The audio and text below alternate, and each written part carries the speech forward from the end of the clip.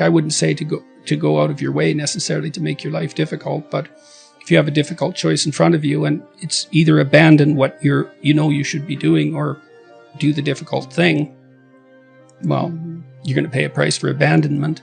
So, and I guess I would also say that to understand yourself, it's quite useful to try to not lie, because you tangle yourself up in your own lies. People think they can get away with lying, but you can't get away with falsifying the structure of the world. You're going to pay for it. I've never seen anybody get away with anything in my clinical practice. No, the other shoe always dropped. Always. And unsurprisingly, if you drop a weight on your head, above your head, like it's fine until it hits you. Yeah. But then there's changing your mind. Yeah, you can be wrong. That's different. That's a good point, though. It's difficult to dissociate ignorance from lying, but, you get punished when you're wrong often, but that's different, It's not like it's nothing to be ignorant, to be wrong. It's still hard on you, but it's a different kind of hard to be willfully wrong. If you know that trust is courage, that can help. Because, trust can be just naivety. I trust you because I'm too foolish to know the difference. I've never been hurt. I've never encountered someone malevolent, so I'm naive. And I trust. That's not trust. That's blind faith in an environment that's been too benevolent for your own good. But trust, that's more like, we'll think the best of you to begin with and see what happens. And then if you make a mistake, we'll deal with that and we'll go back to trust.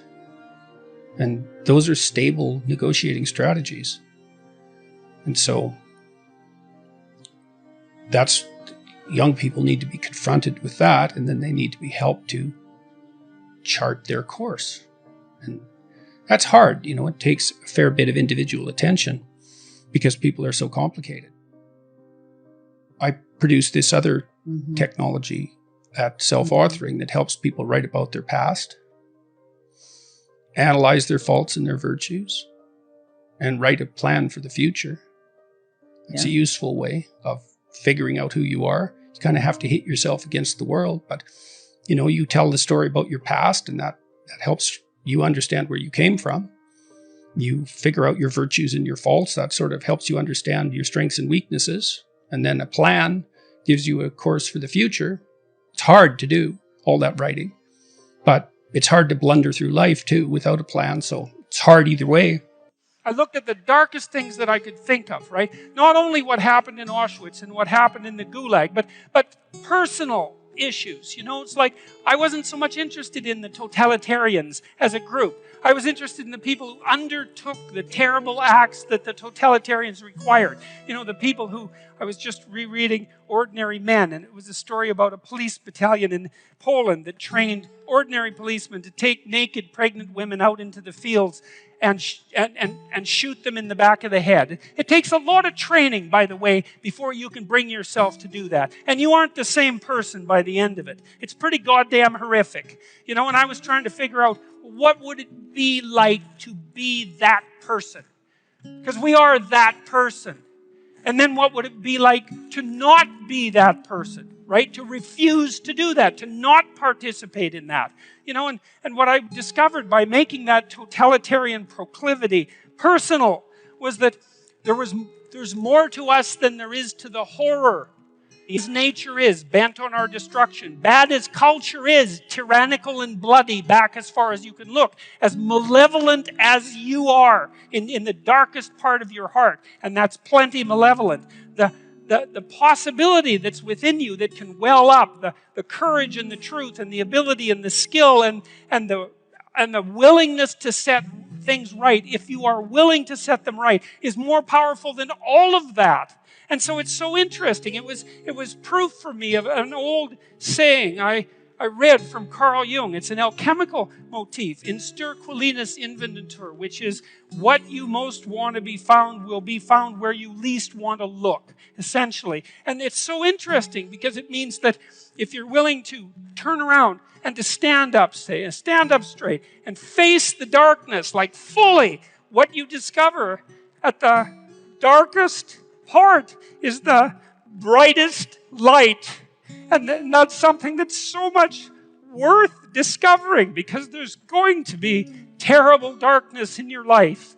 And it's going to make you cynical and bitter. And it could easily be that you're just not looking at it enough. Because if you looked at it enough and you didn't shy away and you brought everything you had to bear on it, you'd find that there was more to you than there was to the horror. We have this very old system in our nervous systems, which is very old, which keeps track of where we are in hierarchies, and that regulates our emotions because of it, because it's really important to you and you and you and you, if you're not completely bloody psychopathic, that you have a place in a social hierarchy and that you're admired and respected and valued by other people. And it's so important that the neurochemical system that keeps track of that regulates your other emotions, so that if you're low on the totem pole because, well, for whatever the reason happens to be, sometimes you deserve it, sometimes it's accidental, sometimes you've been hurt. There's lots of ways that this can happen. Your serotonin levels plummet like a defeated lobster, and then you feel way more negative emotion about everything and way less positive emotion about everything. And that's absolutely dreadful. Like that's clinical depression, and it's a terrible, terrible condition. And so it's absolutely crucial that you maintain a tenable position in a hierarchy, and not one of power, but one of competence. And at least even if you're not in a position that's tenable, you're moving upward towards one that's tenable, because that at least gives you hope. Because maybe you're young and useless and you don't know what the hell you're doing. You're just getting started. And so you're a low man on the totem pole, but it's not like you're stuck there forever. You do some decent work. I had some kid tell me the other day, it was really nice. God, I was in a rough shape 2 years ago. I was just getting married. I just got married, and I was nihilistic as hell and depressed and bitter, and things weren't going well for me at all. And I was unemployed, and one of my friends got me a job. And he said, I didn't really like the bloody job. I didn't want to have the job. And I was kind of dragging my ass to the work and not doing it well. And I listened to one of your lectures, and it said, look, if you haven't got anything going for you, but you have a job, don't quit your job. Whether you hate it or not, it's like, man, that's what you're hanging on to the edge of the world with your fingertips, Don't let go. Well, if you can find a better job, okay, fine. But you don't just quit, because then what? You're done. Why don't you just try to work as hard as you can at your damn job for like 6 weeks, right? All flat out. If you work 10% longer hours, you make 40% more money. That's something worth thinking about. You've got a job. Maybe you show up 15 minutes early and you leave 15 minutes late. And you actually work, and your boss notices, because he would probably notice, and then maybe someone's going to get promoted, and maybe it'll be you, because something's going to tilt the scales, and that little extra bit of work done without cynicism and resentment might be enough.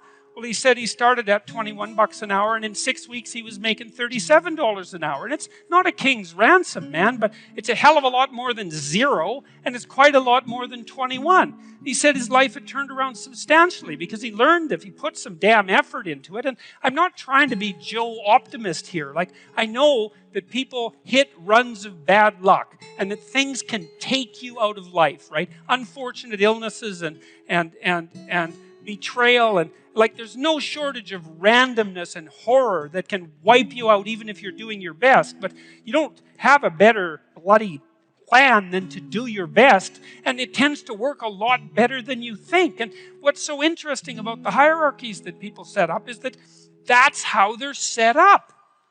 They're not set up on power. They're set up on reciprocity and skill and trust. Not always. And if you're in a job where you work hard and you're a good guy and you're doing your best and your boss is a bloody tyrant and you never get a break, it's like, okay, fine. You're in a Foucault world. Get the hell out of it. You get your resume set up, write your CV, fill in the educational gaps that you have, send out your 25 resumes a day, and prepare to make a lateral move, because you're in a bad place. But almost everywhere, and this has certainly been the case virtually everywhere I've worked, and I've had like 50 jobs, if you go above and beyond the call of duty in an awake and intelligent way, interpersonally, socially, with regards to the diligence of your work, with regards to the truth of your attitude and your courage and all of that, that will work. And you know, if you try it for a year and it doesn't work, then go somewhere else, because you can, right? You're free. I mean, it's not easy. You can't just walk out the door and instantly find another job, but you're not enslaved. You could make a move.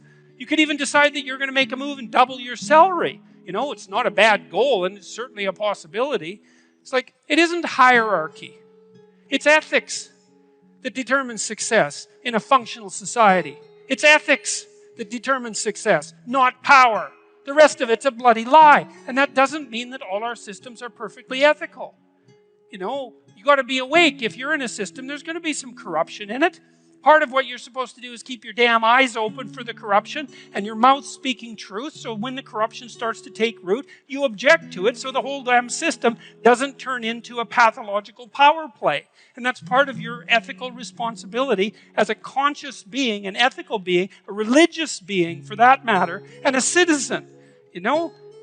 And you're charged with that. That's why you vote. That's why you're the cornerstone of your state, man. You're the what would you call it? You're the wellspring of the ethical actions that replenish the dying world. That's what you are.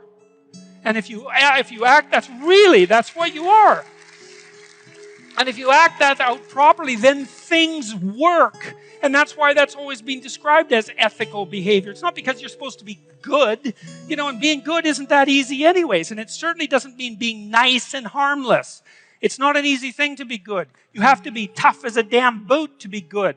Because you have to stand your ground when you need to stand your ground. And you have to be able to say no when it's time to say no. And you have to mean it. And so then you have to think and plan strategically so that when you're going to say no, you can mean it and it will stick. You know, and that takes a certain amount of integrated malevolence, I would say. And once it's integrated, it's not malevolence, it's strength. It's strength of character. It's the ability to stand your ground. And you have to cultivate that. And you cultivate that at least in part by telling the truth. And so you take your place in the world as a decent person and as a decent citizen. And you play the hierarchical game properly. And that is to stand up straight with your shoulders back. It's like the world's an onslaught. You've got the tyranny of culture to deal with. You've got the catastrophe of nature. You've got your own damn malevolence and ignorance, right? All coming at you. Plus the incredible, complicated, indeterminate potential of the future. That's all coming at you, and it's all your responsibility, and you can cringe away from it and be afraid of it and be victimized by it and be bitter and cynical about it. And no wonder, because it can be painful. Or you can turn around and you can say, man, bring it on, because there's more to me than there is to the catastrophe.